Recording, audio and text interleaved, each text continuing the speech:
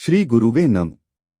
मित्रों, आज हम इस वीडियो में मंत्रों की आधुनिक अवस्था के विषय में चर्चा करेंगे। मंत्रों की आधुनिक अवस्था। मंत्र की शास्त्रीय व्याख्या करने के लिए हमें भारत के अतीत में चलना होगा। भारतीय ऋषियों के चिंतन ने सृष्टि कार्य से पा लिया था, इस तथ्य में संदेह को कोई अवकाश नहीं है। आज हमारा प्राचीन साहित्य मिल नहीं रहा है, जो उपलब्ध है वह भी आधुनिक शिक्षा, सभ्यता एवं तथाकथित वैज्ञानिक दृष्टिकोण की अपेक्षा का शिकार होता जा रहा है। इसलिए उसके अधिक समय तक जीवित रहने की भी आशा नहीं है। विकसित होने की, जीवनीय बनने की तो बात ही क्या।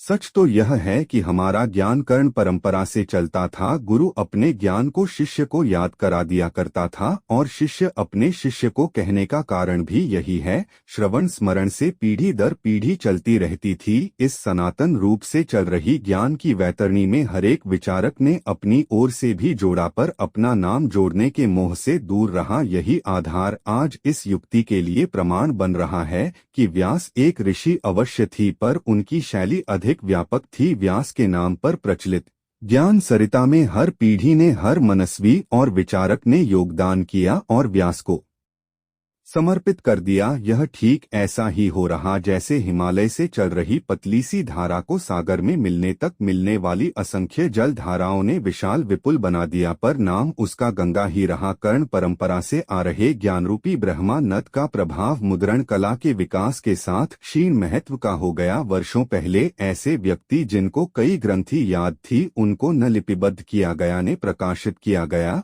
और वह उनके साथ ही सदा सर्वदा के लिए चला गया।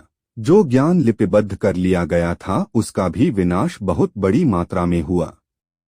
विदेशी आक्रांताओं ने बड़ी निर्ममता पूर्वक अमूल्य ज्ञान राशि की होली खेली, अथवा मूर्ख वंशधरों के कारण दीमक व चूहों का भोजन बन गया। अर्थलोभी उत्तराधिकारियों ने उसे अर्थ लाभ का साधन समझकर लोगों के हाथ बेच दिया। विदेशों में आज भी भारत के मूल ग्रंथ सुरक्षित या स्वरक्षित है। इसके साथ ही यह भी एक माननीय तथ्य रहा है कि भारतीय मनोवृत्ति से किसी भी ज्ञान की परंपरा बनाने की अपेक्षा पात्र कुपात्र का दृष्टिकोण अधिक कट्टरता के साथ अपनाया गया है। पात्रता विचार यद्यपि शास्त्रीय और व्यवहारिक दृष्टि से आवश्यक होता है, फिर भी यह मानने लायक नहीं कि इतने बड़े देश में पात्रों की कमी रही हो। रहस्य के ज्ञाता व्यक्तियों की क्षुद्र भावना ने शास्त्रों को ही अविश्वास एवं व्यवहार का शिकार बना दिया। जहां परंपरा बनाकर उस विषय को जीवन दान देना चाहिए था, नवीनीकरण करना चाहिए था, विकसित होने देना चाहिए था, लोकहित को समर्पित कर देना चाहिए था, मां ममता के वशीभूत होकर पात्र को देने में भी कृपणता दिखाई, जिसका फलितार्थ हुआ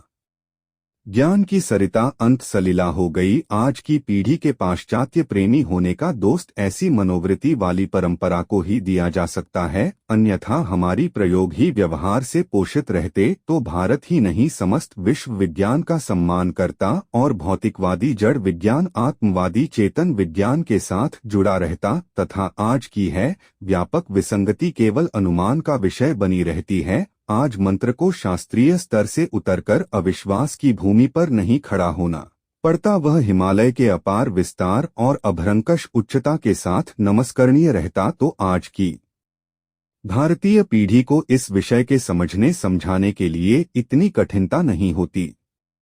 मंत्र चूंकि भारतीय विज्ञान है, इसलिए इसके मूल से लेकर विन्यास विपाक तक भारतीय संस्कार, लोच लहजा और विधि साधना भारतीय वातावरण के ही प्रतीक होंगे। भारतीय आधार पर मंत्र शास्त्र का ज्ञान कराने के लिए हमारे पूर्व पुरुषों ने जो दिशा दर्शाई है, वह आज की पीढ़ी के लिए भी अनिवार्य है। आथ ऋषियों के वचनों, आदेशों, अनुदेशकों का विवरण विश्व की संपूर्णता के लिए उपादेय है।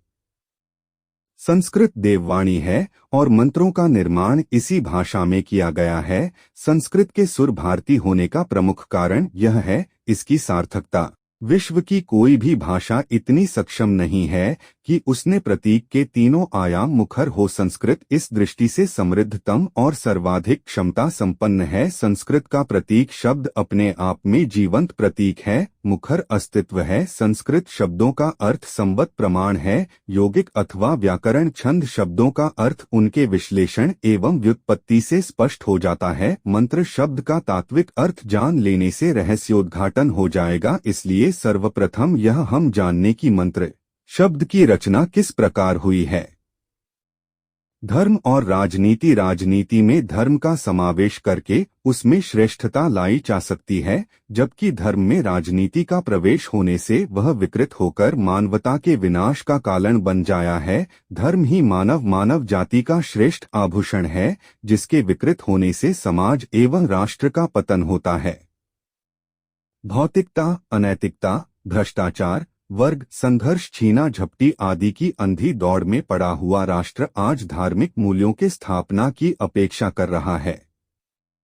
साथ ही कई आसुरी शक्तियां इसे विकृत कर इसकी जड़ें ही उखाड़ने पर आमादा है। ऐसी स्थिति में ज्ञानी गुरुओं ने जो कुछ समाज को दिया है, उसको सही परिप्रेक्ष्य में समाज के सम्मुख प्रस्तुत करना हर धार्मिक व्यक्ति का दायित्व है, जिससे मानवता को विध्वंस से बचाया जा सकता है।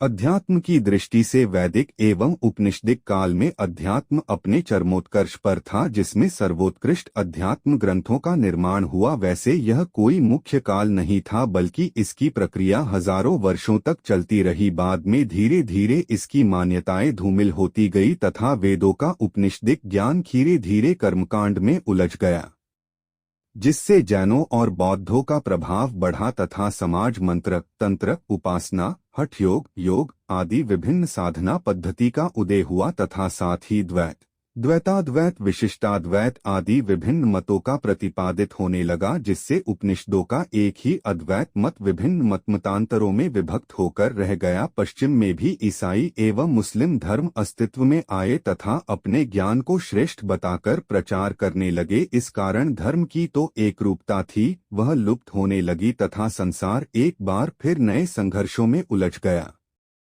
भारतीय अध्यात्म का कुरान एवं बाइबिल की भांति कोई एक ग्रंथ नहीं है, बल्कि इसका समस्त सार उपनिषदों में संग्रहित है, जो इसका प्राण है तथा यही भारतीय अध्यात्म, धर्म, संस्कृति, सभ्यता आदि का मूल है।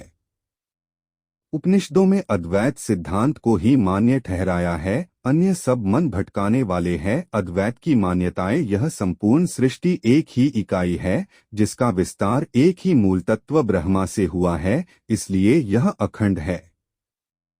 इसे खंड खंड में विभाजित नहीं किया जा सकता। सृष्टि में दिखाई देने वाले सभी रूप उसी के हैं। रूपों की भिन्नता से मूल तत्व भिन्न नहीं हो जाता, भिन्नता मात्र अज्ञान के कारण प्रतीत होती है।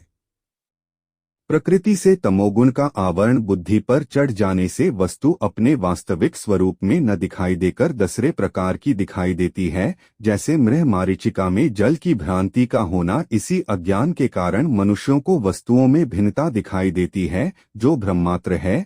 इस भ्रम का निराकरण वस्तु के स्पष्ट दर्शन से होता है। जब मनुष्य को आत्मा का ज्ञान हो जाता है, तभी यह भिन्नता मिटकर सृष्टि में एकत्व का ज्ञान होता है।